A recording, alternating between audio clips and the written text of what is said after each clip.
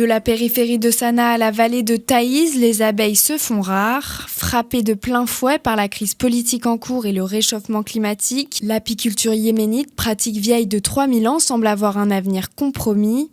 Les abeilles ont une fonction primordiale dans la préservation de notre écosystème et le rôle pollinisateur des abeilles est essentiel pour la production agricole. Leur disparition n'aurait pas simplement un impact sur l'économie, mais sur l'ensemble de notre environnement. Le changement climatique dans le monde et particulièrement dans le secteur des ruches au Yémen nous a beaucoup impacté, surtout les variations de température et les pluies. Entre inondations et sécheresse, le Yémen est sérieusement affecté par le réchauffement climatique. En mai dernier, les inondations ont fait 24 morts dans le sud du pays, ce à quoi s'ajoute la baisse de production du miel dans ce pays le plus pauvre de la péninsule arabique. Pour rappel, avant la guerre, le miel rapportait un revenu total annuel de 16 millions de dollars au Yémen.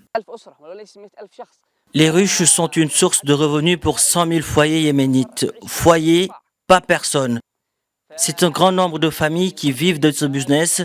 La baisse de production affecte ces familles, la qualité du miel yéménite et l'économie en général, car le miel est un produit qui s'exporte.